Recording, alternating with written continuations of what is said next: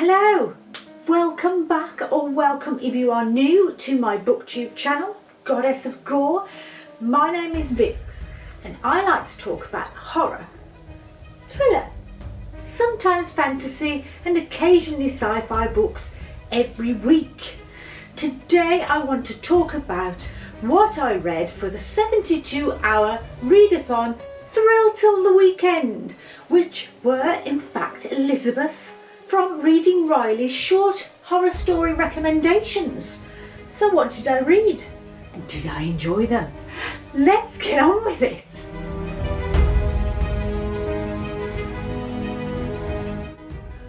So, Thrill Till the Weekend was a 72-hour readathon that started on Friday the 27th of May and lasted until the Sunday the 29th. There was a buddy read, a film along, a general chit chat on Discord and a live on YouTube.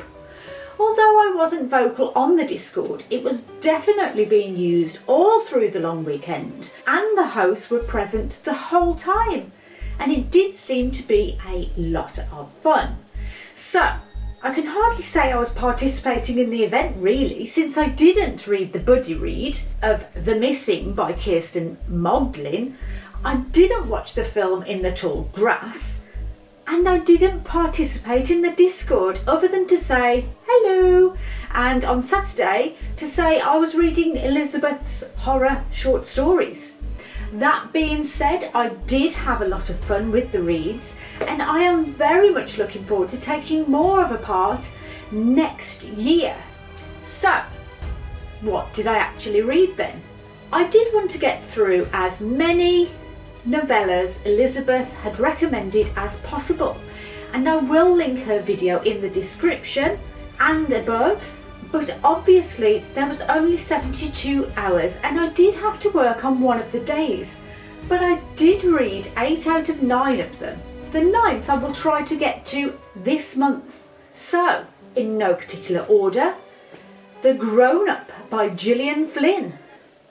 And I haven't stopped thinking about this book. Elizabeth did ask me how my reading was going on Discord, and I did say that I haven't got the sick bag scene out of my head, and I still haven't. Like, why would somebody do that? Anyway, it's about a fake palm reader, or who also uses her own palm for men on the side. Always on the lookout for a scam, she relishes the idea of helping a seemingly very rich woman rid her house of ghosts when Susan comes into a shop one day. When she gets there, she pretends to cleanse the house, but she realises that she may be in too far when she meets Miles the stepson. The ending is ambiguous, which is both chilling and infuriating, and I loved this little book. It may be only 64 pages, but it is so beautifully written. You are immersed in the story from the very beginning. Next I read Comfort Me With Apples by Catherynne and Valente, and this was such a strange book. I'm still feeling a little robbed by this one, because as the book began to explain itself at the 80% mark, it started to be less enjoyable to me. From the off, I was getting very Stepford Wives and Handmaid's Tale vibes, with a lot of rules that the women in the gated community of Arcadia had to live by, with being invited to a garden party, the most exciting thing to happen to Sophia. And when the book went along and Sophia started to question why she had to follow the rules and why she kept finding strange objects in the house, not to mention her husband's weird behaviour, it became more of a thriller, and then it went off, like bonkers off. It was very clever in the storytelling and the characters were fantastic and well thought out. Valente's writing was exceptional, and because of this book hasn't put me off trying her books again. Horror though? This was not. Nothing But Blackened Teeth by Cassandra Khaw was another letdown. I was so looking forward to reading this book based off the front cover and the premise. I was going, in fact, to pre-order this last year for my birthday when it came out, and then I watched either Gabby's or Kayla's review and I was like, no, I'm not going to bother. But then I got it in an abominable book club package, so I was like kind of stuck with it, like some kind of cursed object. But at least I can now have my own opinion, and I will say one good thing about it. At least it was short. I did not enjoy this book at all. It wasn't creepy, it wasn't folklore, it wasn't anything other than annoying 20-somethings drama. Was it even remotely horror? That's a hard no. But as always, I say someone will like this, someone will probably love it, but it won't be me. Cassandra Khaw has rather large back catalogue of novellas, and maybe I will find one of those that I actually do like. But as I say, this cover is beautiful. The Last Case at the Baggage Auction by Eric Guignard was better, starting off so well and then went sideways a little. If you watched my Horror Mayhem wrap-up, I'll put it above. I do mention that I don't read cosmic horror, asterisk, footnote, on purpose. And being a reader of the genres that I do, it could be said that I expect things to get a little strange, but they're strange and then there's twirly. And when Rasputin gets called into a book, you can expect twirly. But this was another well-written book, and I did thoroughly enjoy most of it. It followed Charlie and his friend Joey, who both live in an apartment block in Detroit. These two are involved in gambling and auctions, anything to get rich quick, but aren't quite getting there yet. So they keep at the weekly baggage auctions. These are unclaimed lost property that at the end of the month is bid on in the hope that someone has left behind their heirlooms and valuables. At one particular auction, Joey, who hasn't won anything, goes home with the last case of the day. When he gets back, he opens it to find a gramophone and some strange chanting music records. But they just can't stop listening to it. Even when it's not being played, Charlie can still hear it, but Joey starts to get sick and spends day after day sitting in front of the gramophone, listening to the chants, seemingly addicted. So Charlie begins to think that something is wrong with the records and begins to investigate where they came from. And that's when it slowly descends into a spiral of madness. But as I said, it wasn't too bad, not straight up horror, it's more weird cosmic horror. Talking of weird, things have gotten worse since we last spoke. By Eric LaRocca. Well, what can I say about this? It's a very weird little book. Very quick read, written in the epistolary style of emails and instant messages between two women, Zoe and Agnes. Agnes is selling... Is it Agnes who's selling the apple peeler?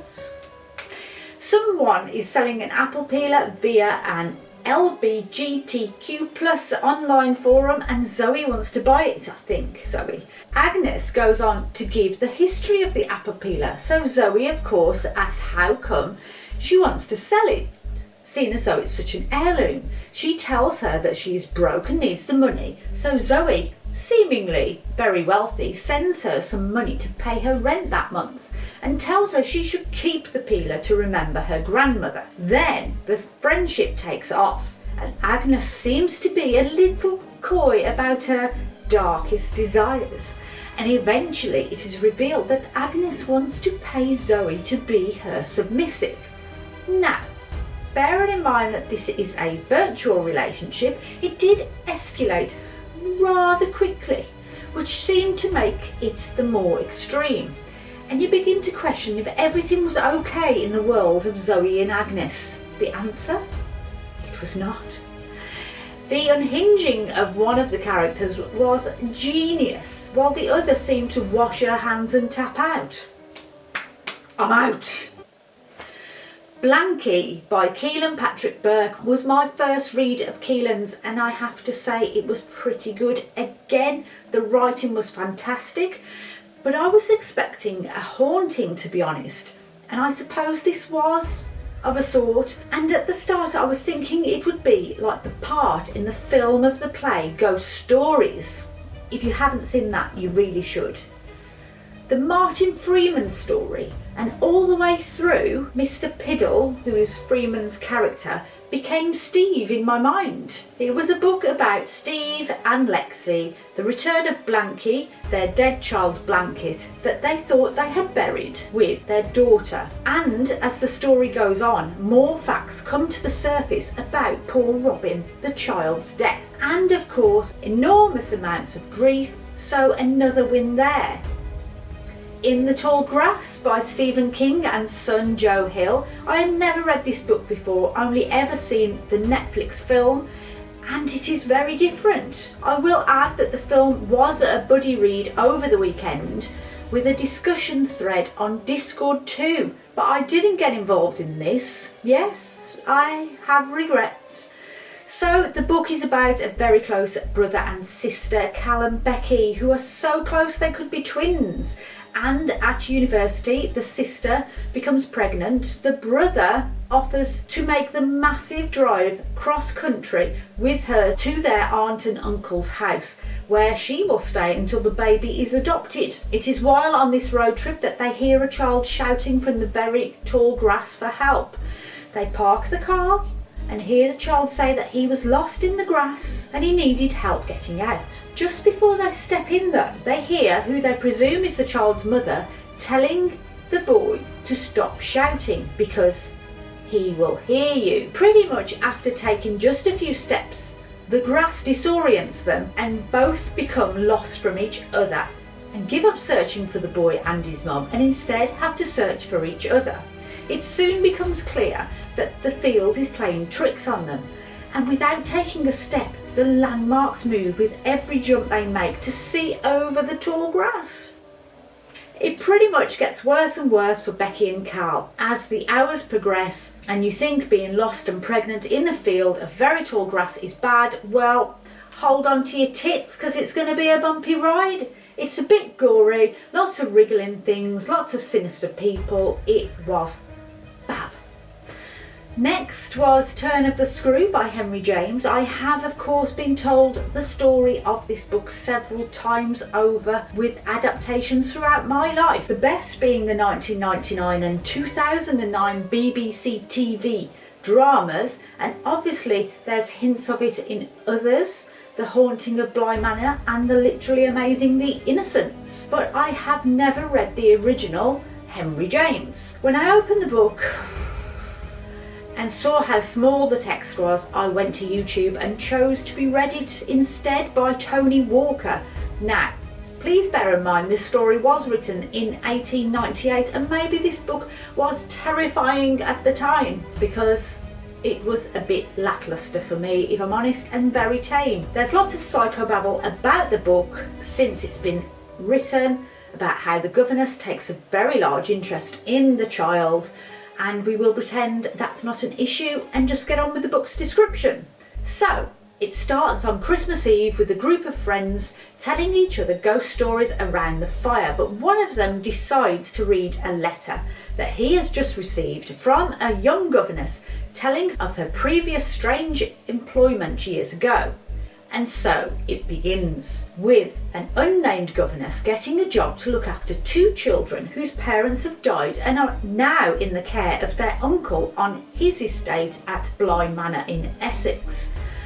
Flora, the girl, stays at Bly permanently, and the boy, Miles, stays at a boarding school during term times. Just before he returns home for the summer, a letter from the headmaster at his school arrives and states that Miles has been expelled from the school for his part in some unspeakable act. But when Miles behaves as if nothing has happened at the school, the governess doesn't push it any further.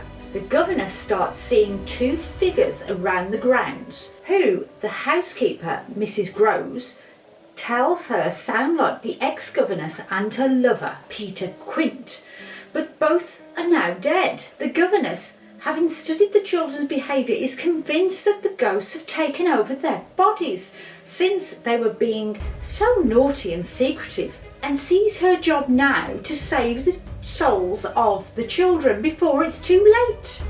This all sounds terribly exciting, and I imagine it was in 1898. I have to say the adaptations to screen do the novel a huge service, in my opinion. So that's it. The 72 hours of thrill till the weekend was over, and I think everyone involved had a jolly good time. And I only wish I had taken a more active role in the discussions and live events, but I'm sure that the readathon will be back next year, and I will be looking forward to taking part once again. So if you like thrillers and this sounds like something you want to do, then mark your calendars for the end of May 2023. And of course I have to thank Elizabeth from Reading Wryly for recommending these novellas and short stories. So in turn, which of them would I recommend to you?